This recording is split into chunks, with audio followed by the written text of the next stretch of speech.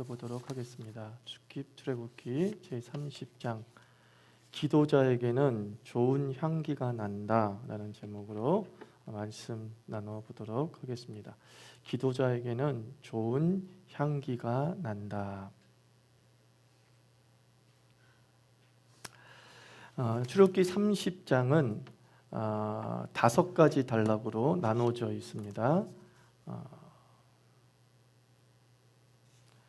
분향제단의 위치, 분향제단, 그리고 회막봉사에 쓰는 속전, 그리고 논물 두멍, 그리고 거룩한 향기름, 이 5가지 단락을 설명해 주고 있습니다. 이것들이 다 이제 성막 제사에 관련된 내용이다라는 것은 여러분이 잘 알고 있을 것입니다. 자, 먼저 1절부터 10절까지는 분향제단, 분향단을 말을 하고 있습니다. 분향제단의 위치는 우리가 성막의 구조를 봐서 알 수 있죠. 지성소가 있고 성소가 있습니다. 그 지성소와 성소를 가르고 있는 휘장이 있습니다. 그래서 분향단은 바로 그 휘장 쪽에 있는 거죠. 그런데 지성소 휘장 쪽에 붙어 있는 것이 아니라 성소 휘장 쪽에 붙어 있는 겁니다. 그래서 그 분향단을 열면 그 안에 뭐가 보이는 거예요? 지성소가 보이는 그 위치에 있는 겁니다. 떡 진설병상이 오른쪽에 있고 또 맞은편에는 7촛 등대가 있고 그리고 그 사이 가운데에 휘장 쪽에 이제 마치 가구의 콘솔처럼 이렇게 벽에 딱 분향단이 놓여져 있고 그 뒤에 바로 휘장이 있고 휘장을 열고 들어가면 이제 지성소가 되는 겁니다. 그래서 분향단의 위치는 그렇게 되는 거고, 이제 이 향은 분향단에서 피우는 향은 성도의 기도를 상징하는 거죠. 우리 다 함께 요한계시록 5장 8절을 한번 찾아보도록 하겠습니다. 요한계시록 5장 8절입니다. 요한계시록 5장 8절.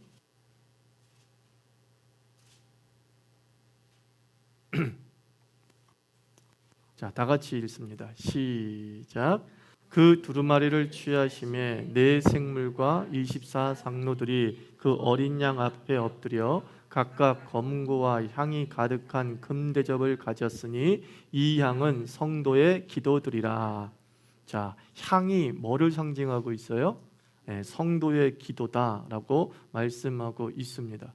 그러니까 성막의 분향단은 바로 그 한 성도들의 기도를 상징하고 있다라고 생각하시면 됩니다. 그리고 7절, 8절 말씀 보면 한번 읽어볼까요? 7절, 8절 함께 있습니다. 시작. 그 어린 양이 나와서 보좌에 앉으신 이의 오른손에서 아니요. 출애굽기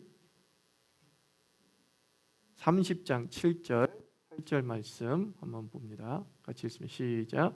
아론이 아침마다 그 위에 향기로운 향을 사르되 등불을 손질할 때에 살을 찌며, 또 8절이 있습니다. 등불을 켤 때에 살을 찌니 이 향은 너희가 대대로 여호와 앞에 끊지 못할지며 라고 말씀하고 있습니다. 자, 아침 저녁 향을 살라야 되고 그것을 어떻게 해요? 대대로 끊지 말아야 된다라고 말하고 있습니다. 그러니까 끊이지 않는 기도를 이야기할 뿐만 아니라 아론의 당대로만 끝나는 것이 아니라 아론의 자손들 대대로 기도의 향이 끊어지지 아니해야 된다라고 말씀하고 있습니다. 그러니까 우리 삶에 적용한다고 한다면 나 자신이 아론이라고 생각해 보세요. 부모가 아론이라고 생각해 보세요. 그 아론인 부모가 항상 날마다 기도합니다. 새벽마다 기도합니다. 밤마다 철야 기도를 하기도 합니다. 근데 문제가 뭐냐면 그 기도가 대가 끊어진다는 게 문제예요. 주님께서는 그 기도에 대해서 뭐라고 얘기해요? 대대로 이어지게 하라. 아론, 너 혼자만 잘 기도하고 인생 마치지 말고 네가 인생을 마치고 주의 품에 안길 때에 너의 후손들도 대대로 네가 하듯이 기도의 향기를 너희 집안에서 성소에서 울려 퍼지게 하라라고 말씀하고 있습니다. 그러니까 여러분들도 이 말씀을 붙들고 하나님께 기도하십시오. 하나님, 우리 가문은 대대로 기도의 향이 퍼지는 가문이 되게 하시옵소서. 그죠? 그다음에 9절 말씀 한번 읽어봅니다. 너희는 그 위에 다른 양을 사르지 말며 번제나 소제를 드리지 말며 전제수를 붓지 말라라고 말합니다. 정해진 향만 사르게 되어 있어요. 그리고 34절로 앞으로 읽은 38절에는 그 향의 제조법이 기록되어져 있지 않습니까? 근데 너희는 전제와 뭐예요? 향만 정해진 향만 불사르라 라고 말씀하는 건 뭐냐면, 기도라고 해도 다 기도가 아니다 이런 말씀이라고 생각하시면 됩니다. 예수님께서 마태복음 6장에서 이렇게 기도하라고 가르쳐 주셨어요. 먼저 그의 나라와 그의 의를 구하라. 기도는 어떤 내용이 담겨져야 되느냐 가르쳐 주고 있죠.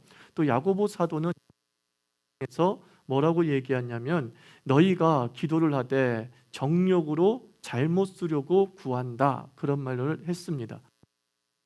기도는 하나님께서 뭐에 허락하시지 않으신다 그런 뜻을 가지고 있죠. 그러니까 우리가 기도라고 해서 다 기도가 아닌 이유가 여기에 있는 거예요.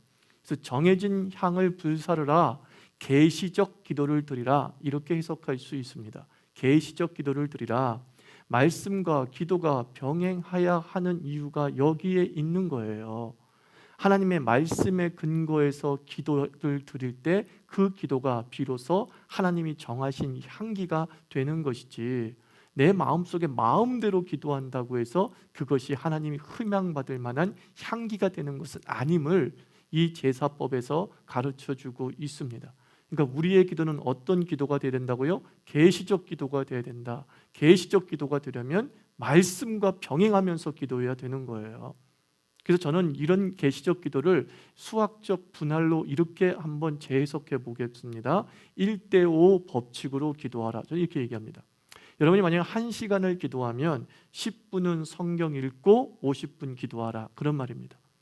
1대5의 법칙으로 무조건 앉아서 기도하는 게 능사가 아니라 10분 정도 하나님의 계시를 조용히 받아들이는 시간을 갖는 거죠. 그러면 그 계시가 우리로 하여금 기도할 수 있는 제목들을 허락해 주고 우리의 기도에 대한 조심스러운 정화 과정을 거치게 한다는 거예요. 정해진 향만 드리라. 뭐라고요? 계시적 기도를 드리라. 이렇게 적용해 봐야 되는 거예요. 그래서 1대5 법칙을 한번 여러분 삶 속에 영성생활에 적용해 보시기 바랍니다. 또 하나, 이 향은 다른 용도로 사용해서는 안 된다 그랬죠. 9절 말씀 보면 번제, 그 제단에서 번제도 드리지 말고 소제도 드리지 말고 관제에 기름도 붓지 말라 그랬어요. 그러니까 이 분향단의 모양이 번제단의 축소판이라고 생각하시면 돼요. 네 군데 뿔도 있고 그렇단 말이에요. 그러니까는 그냥 비슷하게 생겼으니까 여기서 그냥 번제를 드려도 되겠지라고 생각할 수 있잖아요. 제사를 드려도 되겠지라고 생각할 수 있잖아요. 그냥 떡 본 김에 뭐예요? 뭐 제사 지낸다고 여기 들어온 김에 향 사르는 김에 겸사겸사 다 같이 여기서 하면 되겠지라고 할 수도 있지 않습니까? 근데 하나님께서 바로 그 떡 본 김에 제사 드린다고 하는 그런 행위를 하지 말라는 거죠. 예수님께서 그 마태복음에서 너희는 구제할 때에 오른손이 하는 일을 왼손이 모르게 하라 그 말씀했잖아요. 그죠? 첫 번째 의미는 물론 그 구제를 은밀하게 하라라는 그런 뜻을 가지고 있지만, 이 똑같이 생긴 손이지만 이스라엘 민족 그리고 고대 근동 사람들에게는 이 똑같은 오른손, 똑같은 왼손이 용도가 다르지 않았습니까? 왼손은 어떤 손이었어요? 뒷닦는 손이었단 말이에요. 뒷간 간 뒤에 닦는 손이 왼손이었어요. 오른손은 밥 먹는 손이에요. 쉽게 얘기하면. 같은 손인데도 용도가 달랐다는 거예요. 깨끗한 일을 더러운 손으로 하지 말라 그런 의미겠죠. 구제라는 것은 굉장히 좋은 일인데 그 좋은 일을 오른손이 해라, 깨끗한 손이 해라. 네가 똑같은 왼손처럼 보일지 모르지만 그 왼손은 용도가 밥 먹는 손이 아니야. 그 용도가 뒷닦는 손이야. 뒷닦는 손으로 거룩하고 깨끗한 일을 하지 말라 그런 뜻을 가지고 있는 거죠.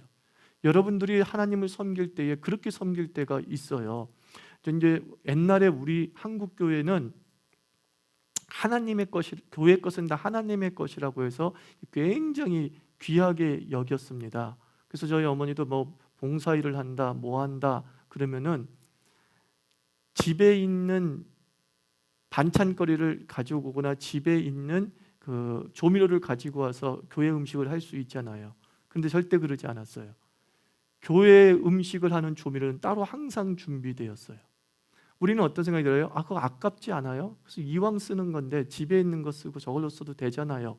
그래요. 경제적으로 그게 좋아요. 근데 그분들이, 우리 선조들이 했던 그 정신을 한번 읽어보자는 거예요. 그게 뭐예요? 용도가 다른 것, 거룩한 용도에 쓰여져야 될 것은 거룩한 용도에만 집중했다는 거예요. 야, 이거 해놓으면은 우리 집에도 좋고 교회도 좋아. 이것은 바람직하지 않은 정신이라는 거죠. 하나님께서는 떡 본 김에 제사 지낸다는 것 바람직하지 않다는 거예요. 왼손의 용도가 따로 있고 오른손의 용도가 따로 있는 거예요. 똑같은 손이지만, 똑같은 조미료지만 왼손의 조미료가 있고 오른손의 조미료가 있다. 이거 한번 우리가 깊이 생각해 볼 필요가 있지요. 그리고 10절 말씀을 읽어보겠습니다. 10절 읽습니다. 시작. 아론이 1년에 한 번씩 이 향단불을 위하여 속죄하되 속죄제의 피로 1년에 한 번씩 대대로 속죄할지니라. 이 제단은 여호와께 지극히 거룩하니라. 이렇게 말씀하고 있습니다. 그러니까 모든 성소의 기구를 1년에 한 번 속죄일의 피로 이렇게 정결하게 하는 의식을 했어요. 제사는 드리지 않지만, 즉 번제를 드리지 않고 그리고 소제도 드리지 않음으로 말미암아 더러워지지도 않을 수도 있었겠지만, 그래도 1년을 지내다 보면 제사장의 손을 타면서 조금씩 더러워지거나 손때가 묻을 수밖에 없지 않습니까? 그래서 모든 기물은 1년에 한 번씩 피로 속죄하라고 그랬어요. 속죄일에, 1년에 있는 대속죄일에 사람만 속죄하는 것이 아니라 제사장의 모든 제사에 쓰이는 모든 기물을 속죄하라라고 말씀하고 있습니다. 이것을 우리의 기도 생활에 적용해 보면 이거 아니겠습니까? 1년에 한 번은 철저한 회개를 하라 이거예요. 1년에 한 번은 철저히 회개하라. 매일 등불을 켤 때마다 번제단에 가서 향을 피우고 향이 떨어진 죄를 치우겠지요. 그렇게 우리는 일상적 회개를 하고 있겠지요. 그런데 1년에 한 번만큼은 그 일상적 회개, 내가 알고 지은 죄, 모르고 지은 죄, 주님 회개합니다라고 하는 그런 일상적 회개가 아니라 내 속에서부터 터져나오는 구체적인 죄악이 눈에 보이면서 그것들을 주님 앞에 내려놓는 시간이 필요해요. 물론 우리는 예수 그리스도의 은혜로 단번에 용서받았고 구원받았지만 세상에 있기 때문에 오염되는 거예요. 변질되는 게 아니라 오염됩니다. 그래서 구원을 위한 회개가 아니라 우리 성도의 본래의 빛을 발하기 위해서, 우리 성도의 용도의 온전한 사용을 위해서 1년에 한 번씩 우리는 정갈한 회개를 할 필요가 있는 거죠. 그래서 바울은 뭐라 그랬어요? 날마다 나를 쳐 복종시킨다. 그가 구원의 확신이 없었기 때문에 그랬던 것이 아니에요. 너무나 구원의 확신은 있었어요. 그러나 이 세상을 살아가면서 옛사람이 꿈틀거리면서 자기를 자꾸 오염시키고 자기의 그릇을 오염시키는 것이 너무 못마땅했던 거예요. 그래서 우리가 그릇의 묵은 때를 제거하면 우리의 인생이 빛나게 되는 거죠. 그래서 여러분 특별 새벽기도에도 바로 그러한 목적을 가지고 출석하는 것도 참 바람직한 겁니다. 내가 이 1년의 특별한 이날만큼은 다르게 살겠다, 다르게 기도하겠다, 다르게 마음가짐을 갖겠다라고 하는 특별한 의미들을 부여할 필요가 있습니다. 자, 두 번째 단락은 11절부터 16절이죠. 회막 봉사에 쓰는 속전입니다. 회막 봉사에 쓰는 속전. 속전 뒤에 전자는 돈전자예요. 돈전자. 예? 그러니까 속하는 돈이다, 구속하는 돈이다, 속죄하는 돈이다, 그런 뜻이에요. 그래서 원어는 코페르인데 이 코페르가 덮개라는 의미가 가지고 있어요. 그러니까 하나님께서 예수 그리스도의 은혜로 우리의 허물을 덮으셔서 생명을 주신 것에 대한 감사 예물이 속전이에요. 속전. 그래서 거기에 뭐라고 기록되어 있어요? 생명의 속전이라고 그러죠. 생명의 속전이다, 이렇게 얘기한단 말이에요. 그래서 생명을 주신 것에 대해서, 내가 죄로 인해서 죽어 마땅한데 하나님을 거룩 앞에 내가 불타 없어지는 것이 당연한데 나에게 생명을 주시어서 또 지금까지 생명을 지켜주심에 대해서 감사하는 일종의 종교세예요. 종교세. 그것이 속전이었어요. 그럼 속전을 내지 않으면 어떻게 되느냐? 한번 12절 말씀 읽도록 하겠습니다. 시작. 내가 이스라엘 할 때에 조사받은 각 사람은 그들을 계수할 때에 자기의 생명의 속전을 여호와께 드릴지니 이는 그것을 제수할 때에 그들 중에 질병이 없게 하려 함이라 그랬어요. 자, 여기 단어 하나씩 살펴보면 조사받은 각 사람이 나오죠. 사람. 이 사람이 이쉬라는 단어를 사용하고 있어요. 이쉬는 히브리어로 성인 남자를 말하는 거예요. 그러니까 모든 사람이 속전을 내는 것이 아니라 성인 남자가 속전을 내야 했어요. 자, 다 큰 어른이 속전을 내야 된다. 이거 한번 생각해 볼 필요가 있어요. 그러면서 생명의 속전, 생명이라고 하는 이 수식어에 한번 초점을 맞추어서 속전을 풀어볼 필요가 있습니다. 자, 당대에는 유아 사망률이 매우 높았습니다. 그리고 작은 질병도 치명적인 그런 시대였어요. 근데 보세요. 이 사람들이 장년이 됐다는 것은, 보통 그들에게 있어서 장년은 보통 30세예요. 장년이 되었다는 것은 뭐냐면은 은혜예요.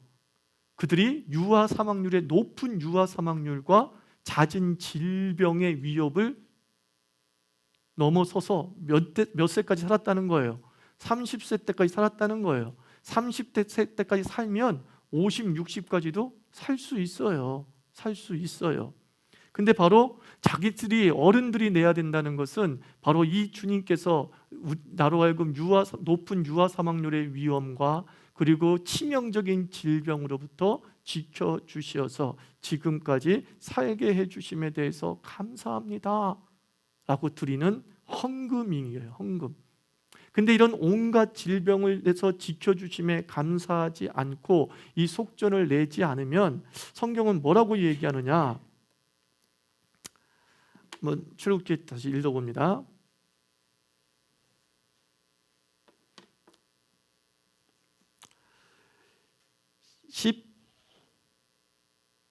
12절 말씀을 마지막 부분을 한번 다시 읽어요. 그것을 계수할 때에 그들 중에 무엇이 없게 하려 함이라?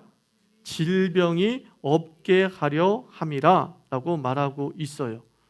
이것을 거꾸로 해석하면 속전을 내지 않으면 지금까지 나를 지켜주신 하나님의 은혜에 감사하는 진실함이 없게 되면 이렇게 얘기하는 거예요. 온갖 질병이 온다, 이런 뜻이에요. 지금까지 온갖 질병에서 피했는데 하나님의 은혜로 그 하나님의 은혜를 망각하는 그 순간, 아유, 내가 건강해서 산 거야, 내가 몸 관리를 잘해서 이렇게 장수한 거야, 내가 운동을 열심히 해서 이렇게 건강한 거야 라고 말하면서 주의 은혜에 대한 감사가 사라질 때 네가 피했던 온갖 질병이 너에게 돌아온다는 거예요. 실제로 우리 그거 경험 많이 하잖아요. 그죠? 내가 얼마나 건강한 줄 알아? 그런 사람들이 의외로 일찍 죽거나 몸 관리 잘했다고 하는데 이상한 병에 탁 걸리는 사람들 수없이 많이 봐요. 여러분, 우리가 아무리 헬스를 다니고 그리고 다이어트를 하면서 식단 조절하면서 건강하게 산다 할지라도 하나님은 생명을 쥐고 계신 분은 하나님이기 때문에 그 하나님이 생명을 허락하지 않으면 우리의 모든 노력은 허사예요. 아십니까? 왜 지금 예배 드릴 수 있어요? 하나님의 은혜라니까요. 이걸 날마다 고백해야 돼요. 그래서 예배 드려 와서 앉아 있을 때 주님께 그렇게 기도해야 됩니다. 하나님, 내가 오늘도 건강한 두 다리로 오게 해주시니 감사합니다. 오늘도 하나님 아버지 작은 사고도 없이 이 예배당에 올 수 있게 해주신 것 감사합니다. 그 속전 내야 되는 거예요. 그 속전. 지금까지 모두가 다 하나님의 은혜였다고 하는 속전을 항상 내야 돼요. 그럼 하나님은 여전히 그 피한 그 위험으로부터 미래도 여전히 지켜주시고 보호해 주시는 것이죠. 그 속전의 양은 반세겔이었어요. 반세겔. 그런데 성경의 세겔이라는 이 단어가 이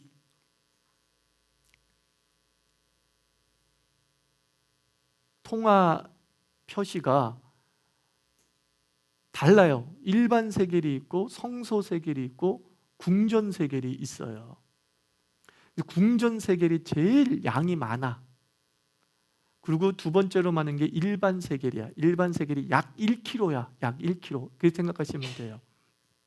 그리고 성전 세겔이 이제 가장 적어서 일반 세겔의 뭐라고 그래야 되나? 뭐 거의 10분의 1 수준이라고 얘기해야 되나? 그 정도예요. 그 정도예요. 자, 보세요. 일반적으로 내야 되는 세금으로 따지는 세겔은 100이라고 한다면 성전에 내는 종교세는 10배 불과해요. 10분의 1 정도에 불과하다는 거죠.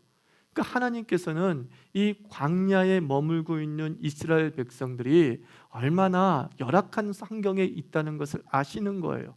저들이 생명을 위해서 사는 것도 힘들 터인데 이렇게 속전을까지도 큰 부담이 된다고 한다면 저들이 얼마나 절망스러울까. 그래서 하나님께서는 일반 세금보다 더 적은 양을 가지고 감사를 표시해야 도 된다라고 하는 배려를 하고 계신 거예요. 배려를 하고 계신 거예요. 그러니까 이건 무슨 뜻이냐면 우리가 하나님께 감사하다고 드리는 헌금은요, 어찌 보면 큰 부담이 되지 않는 거예요, 사실은. 근데 왜 부담이 되느냐? 욕심이 부담으로 여겨지게 하는 거예요. 하나님은요, 막 무조건 많이 내라 그러지 않잖아요. 성막을 지을 때에 자원에서 예물을 가져오라고 한 다음에 그게 차고 넘치고 성막을 만들 정도 이상이 되니까 어떻게 됐어요? 그만 가져와. 이게 하나님 마음이에요. 그만 가져와도 돼 라고 하면서 그 양을 줄이시는 하나님이란 말이에요. 그래서 모두가 다 부자나 가난한 자나 반세겔을 내라, 모두가 다 하나님께 감사하고자 하는 마음을 먹고 있으면 감사할 수 있다, 이 얘기가 되는 거예요. 나는 가난해서 감사할 수 없어요 라고 변명치 못한다는 거죠. 왜? 나는 아주 최소한의 법을 만들어서 그 최소한의 법의 테두리에서 하나님께 감사하라고 주님께서는 말씀하고 있기 때문입니다. 그래서 부자도 반세겔이요, 가난한 자도 반세겔이다, 우리 모두가 다 동일한 은혜를 입었다라고 하는 뜻인데, 특별히 반세겔은 가난한 자에게 맞춘 속전이에요. 그러니까 이거는요, 제가 성경을 읽으면서 이게 일종의 그 반어법 또는 그 하나님의 위트라고 해야 될까요? 아주 속 뒤로 꽈서 말씀하고 있는 거예요. 이거예요. 가난한 자도 반세겔이요, 부자도 반세겔이라. 이 말은 빈자도 내는데 부자는 당연하다, 그런 뜻이에요. 그렇게 읽으세요.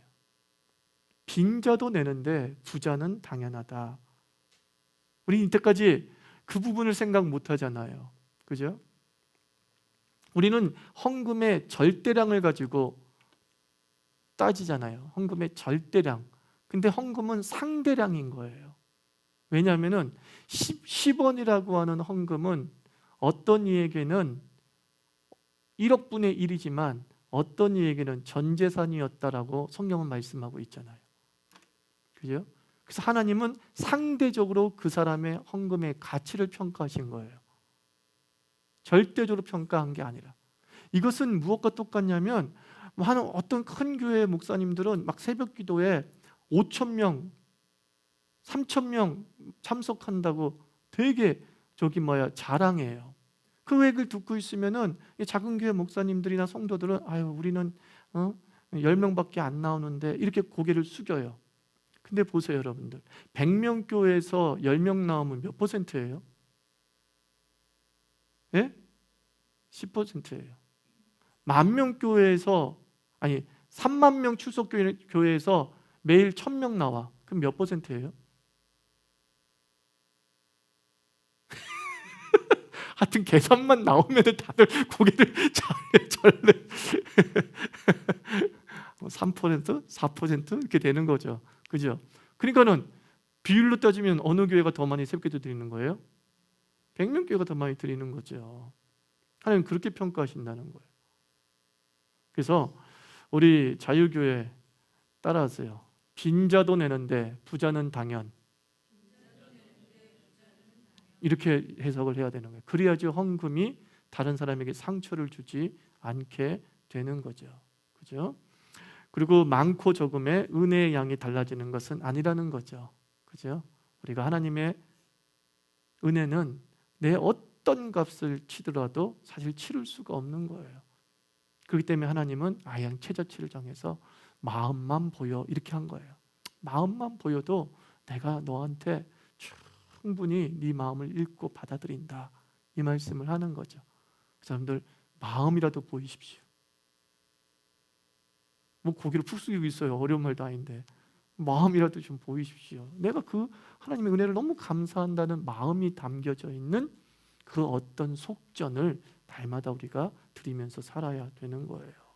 그리고 속전의 용도는 16절 보니까 회막 봉사에 써라 이렇게 말씀하고 있어요. 하나님께 드리는 이 예물들은 하나님을 예배하는 일에만 온전하게 잘 쓰일 수 있도록 하라라고 말씀하고 있어요. 자, 세 번째 단락은 17절부터 21절입니다. 놋 물두멍이죠. 이 물두멍은 뭐냐면은 성막이 있잖아요. 그래서 성막 정문을 열고 탁 들어가면은 번제단이 있어요.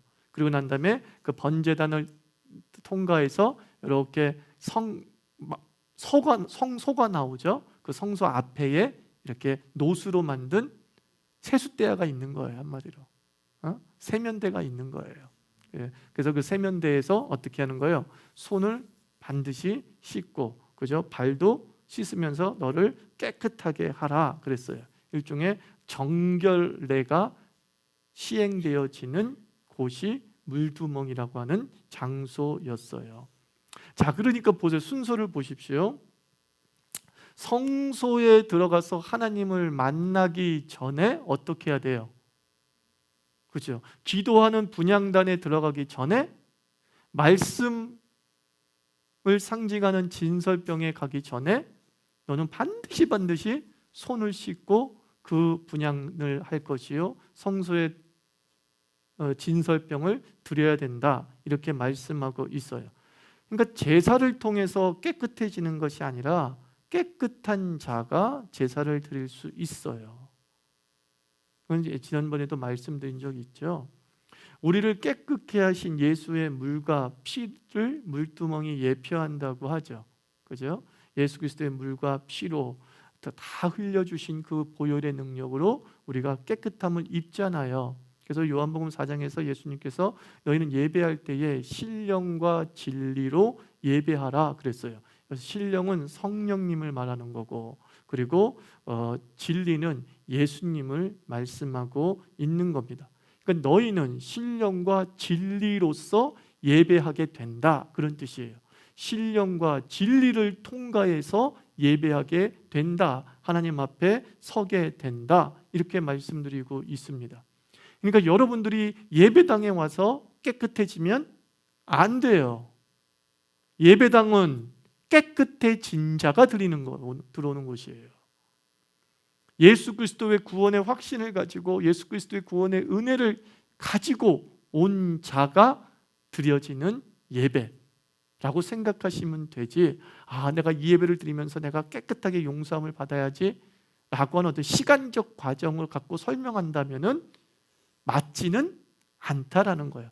여러분들이 그런 마음가짐이 잘못됐다고 얘기하는 것이 아니라 이 예배 그 자체는 뭐예요? 깨끗하게 된 자만이 드릴 수 있는 축제예요. 여러분들 이미 예수의 물과 피로 깨끗하게 된 자들이잖아요. 그죠? 그리고 예수의 이름을 힘입어서 항상 예배를 드리고 있지 않습니까? 그건 뭐예요? 물두멍에서 수족을 씻었다라고 하는 구약의 용어로 우리가 설명할 수 있습니다. 그래서 예배당에 오면은 가장 먼저 해야 될 일이 뭐라 그랬어요? 우리 어르신들은 회개 기도를 항상 먼저 한다 그랬죠. 딱 앉으면 회개 기도를 항상 먼저 했어요. 하나님 아버지, 부족한 자가 주님께 주님을 예배합니다. 오늘도 예수의 보혈의 피를 의지해서 용서해 주시고 깨끗게 해주시고 주의 은혜를 만끽하게 해주세요. 이게 우리 선조들의 예배 시작 전 기도였어요. 예배 시작 전 기도. 근데 우리 교회는 시끄러워. 그렇게 조금 10분 전에는 좀 묵상하고 좀 가만히 앉아 있으면 참 좋을 텐데 그냥 안 고쳐지더라고. 그래서 그렇게 하면 참 좋다고요. 그래서 회개기도 우리 옛 전통을 함부로 무시해서는 아니 돼요. 그 속에서는 참 본받고 배워야 될 정신들이 담겨져 있습니다. 그래서 네 번째 단락은 22절부터 33절이죠. 이제 거룩한 향기름이에요. 향기름.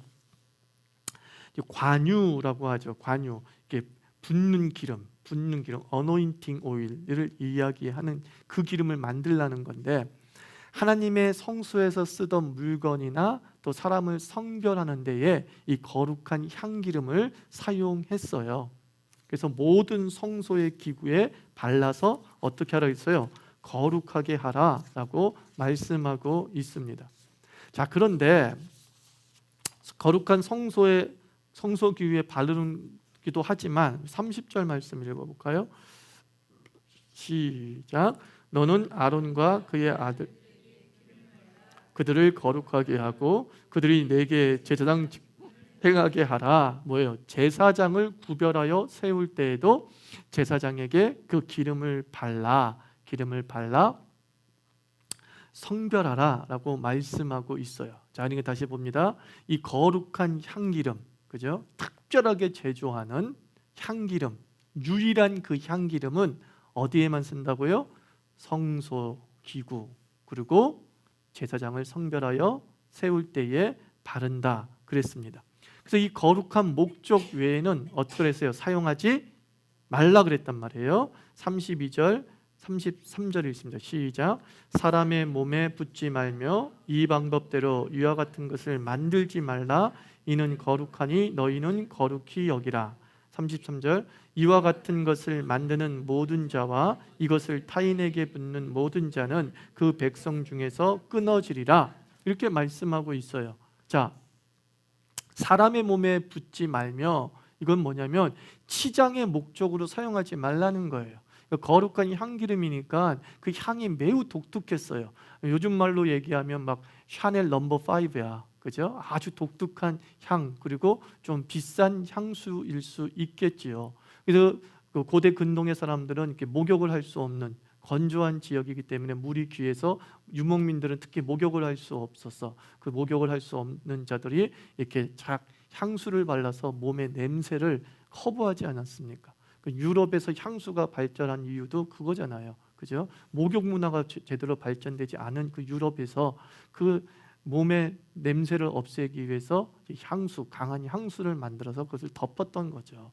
그죠? 그러니까는 그 향수 문화는 아주 더러운 문화에서 파생된 거예요. 근데 우리는 목욕을 잘할 수 있는 그런 환경 속에 있기 때문에 뭐 굳이 향수를 뿌릴 필요가 있겠는가, 이렇게 회수점 마취를 붙이는데, 여하튼 하나님의 거룩한 성별의 목적을 가지고 사용되어지는 것을 자기의 유익을 위해서 절대로 사용하지 말라, 이 말씀을 하고 있는 겁니다.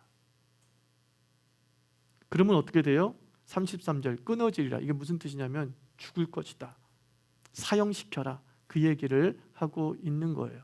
또 만들지도 말라, 뭐예요? 팔기 위한 목적으로도 제조를 금지시키고 있는 거예요.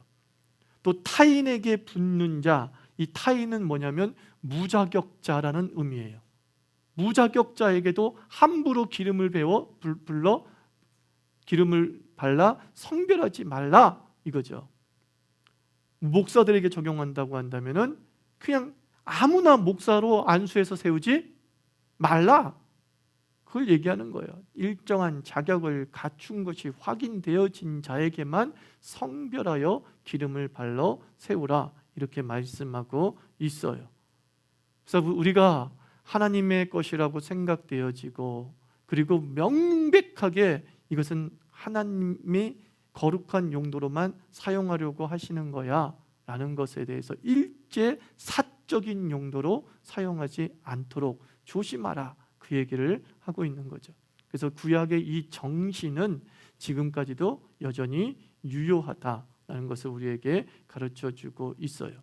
그래서 바울은 이 거룩한 목적 외에는 사용하지 말라는 이 출애굽기의 말씀과 아주 일맥상통하는 것을 신약의 언어로 이렇게 표현했어요.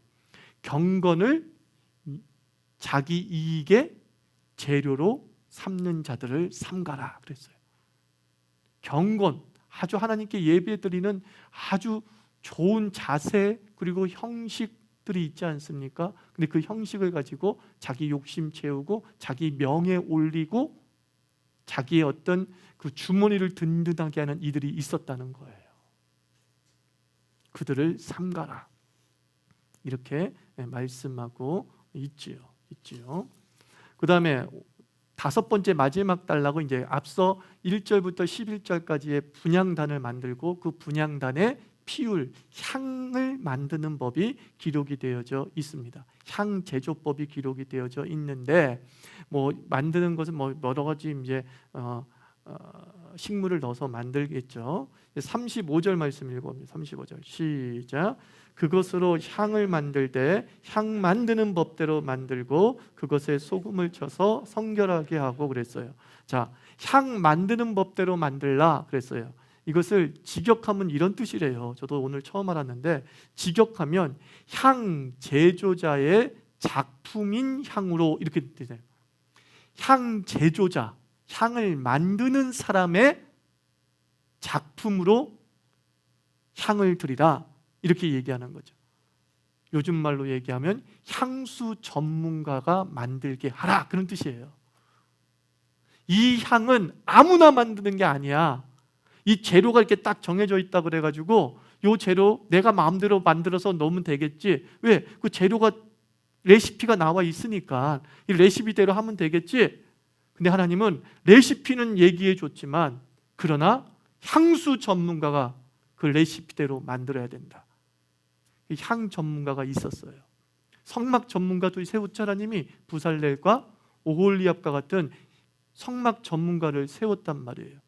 그래서 하나님께서 교육받고 훈련받고 그리고 전문가 수준에 오른 사람이 그 일을 담당하라는 거예요. 또 다른 말로 얘기하면 이건 무엇입니까? 월권하지 말라는 거예요. 레시피가 나와서 나도 할 수 있겠네 라고 착각하지 말라는 거예요, 여러분들. 그죠? 아이, 저렇게 할 거면 나도 할 수 있겠네 하는 사람이 있잖아요. 아유, 그 음식 만드는 게 그렇게 쉬웠어? 우리 그럴 때가 많잖아요. 그러면서 나도 할 수 있겠네 하면서 함부로 하게 되는 거예요. 아유, 저 사람도 장사해서 돈 버네? 아, 나도 한번 하면 되겠네?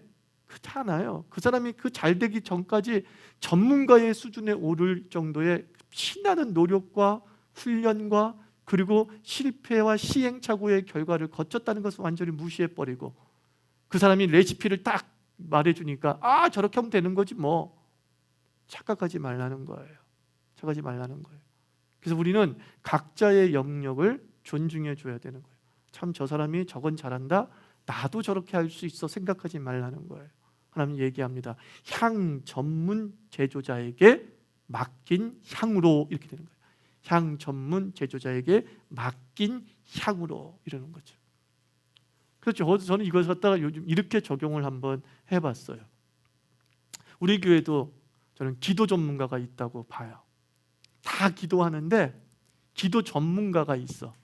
뭔가 그 사람이 기도하면, 이렇게 중보 기도하면 힘이 생기기도 하고, 그 사람이 기도해주면 나 자신도 기도가 열리기도 하는 그런 기도 전문가가 있는 것은 사실이에요. 중보 기도자의 전문가가 있는 것은 사실이에요. 그죠? 그래서 우리도 그런 사람을 어떻게 해야 돼요? 사실은 존중해 줄 필요가 있는 거죠.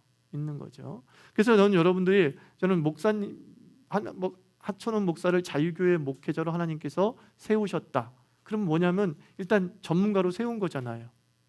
그래서 오늘 말씀을 가지고서 잠시 기도했어요. 하나님 아버지, 향 만드는 전문가, 하나님 아버지, 내가 향이 기도라고 하는데 기도 전문가가 되게 해 주시옵소서. 내가 만든 기도는, 내가 드린 기도는 다 하나님이 받으실 수밖에 없는 정당한 기도가, 그죠? 레시피에, 하나님이 주신 레시피에 정당한 기도가 되게 해달라고 기도했어요. 이런 마음을 먹으니까 내일 새벽에 다시 또 노란 카드를 들고 기도할 의욕이 생기더라고요. 나는 지금 기도 전문가야, 그죠? 향을 만드는 전문 제작자야. 하나님 그렇게 세웠어? 그러면서 하나님께 간절히 기도하면, 아니, 내 기도가 결코 땅에 떨어지지 않게 하여 주시옵소서. 이렇게 하면서 서로 인정을 해줄 때에 그 향이 온전한 향을, 일정한 향을 내면서 하늘에 이렇게 상달되려고 하는 거죠. 그리고 그 향에 대해서 이렇게 얘기합니다. 38절 마지막으로 읽습니다. 시작. 냄새를 맡으려고 이 같은 것을 만드는 모든 자는 그 백성 중에서 끊어지리라 그랬어요. 그러니까 냄새만 즐기려고 하는 거죠. 이 향의 목적은 뭐죠? 기도가 목적인 거잖아요, 그죠? 향을 피우는 그 과정 자체가 기도이고, 그 향을 피우러 들어가는 속에 우리 제사장들은 기도하는 거란 말이에요. 근데 너무 그 향이 좋으니까 본질을 잊어버리고 그냥 겉만 핥게 되는 일이 벌어지는 거예요. 이것을 요즘 말로 얘기하면 예배 콘서트, 이렇게 얘기할 수 있는 거죠. 예배의 대상인 하나님은 없고 예배 분위기를 즐겨요. 이게 지난 20년 경배와 찬양이 도입되어지면서 긍정도 있었지만 폐단 중에 하나예요. 매주 목요일이다 수요일날 찬양 집회를 하는데 그 사람들의 의도와는 관계없이 참여하는 자 중에는 냄새를 맡으려는 자들이 있는 게 사실이에요. 예배의 대상인 하나님이 사라지고 경배의 대상인 하나님에 대한 집중력은 사라지고 그 냄새, 그 분위기를 즐기는 거죠. 그러니까 어때요? 변화가 없이 돌아와요. 그곳에 보면 변화가 있어요. 하나님을 만났으면 변화가 있어야 되잖아요. 변화가 없다는 건 뭐예요? 티켓 끊고 콘서트 간 것과 다름이 없는 거예요. 우리 자유교회가 이 예배 콘서트 안 되도록 조심하시기 바랍니다. 분위기에 취하지 마십시오. 냄새에 취하지 마십시오. 그 향기는 기도가 담겨야 향기인 것이지, 하나님을 향한 집중이 있어야 향기인 것이지, 그 향 자체로는 아무 의미 없는 거예요. 없는 거예요. 그래서 그 냄새를 즐기는 자, 하나님에 대한 경외의 중심을 사라진 자들을 어떻게 얘기해요? 그 백성 중에서 끊어지리라. 끊어진다는 말은 무슨 뜻이 있어요? 사형, 이렇게 얘기하는 거예요. 얼마나 중재인지를 우리에게 가르쳐 주는 거예요. 예배 콘서트가 얼마나 중재인지를. 기도를 구경 가러 가는 사람도 있잖아요. 어머, 그 사람 그렇게 기도하더래. 어떻게 기도하는지 봐야지. 그게 바로 끊어질 죄라고 지금 성경은 무섭게 얘기하고 있는 거죠. 구약의 정신이 그러하다라는 거예요. 그 정신은 여전히 우리 신약 시대를 살아가고 있는 우리에게도 유효하다라는 것이죠. 핵심은 뭡니까? 하나님께서 분향단을 만들라고 하는 것은 기도하라고 만드는 거예요. 그죠? 그래서 그 기도의 자리에 나아가면 그 향이 내 몸에 어떻게 되죠? 배이게 되잖아요. 그러니까 제사장들은 기도하러 들어갔다가 나오면은 백성들이 냄새를 맡으면은 너무 좋은 냄새가 나는 거예요. 여러분들 새벽에 기도하고 밤에 기도하고, 특히 새벽에 아침 일찍 일어나서 기도하고 출근하면 버스에서, 지하철에서 사람들이 킁킁거린다고요. 좋은 냄새 난다. 그죠? 기도 향기가 나는 그리스도인 되기를 주의 이름으로 축원합니다. 네, 기도합시다. 기도 향기, 이게 묻게 해달라고 기도하십시오. 기도 향기가 묻게 해 주옵소서. 그래서 내 안에 묵은 냄새들이 기도의 향기로 덮여서 사라지고, 정말 하늘의 향기로 버스를 채우고 지하철을 채울 수 있는 그런 멋진 향기가 되게 해달라고 기도하고, 하나님, 내가 기도 전문가가 되기를 원합니다. 향수 전문가처럼 기도 전문가가 되어서 내가 기도하는 것은 하나님이 받을 수밖에 없는 정식의 제조 기도가 되게 하시옵소서.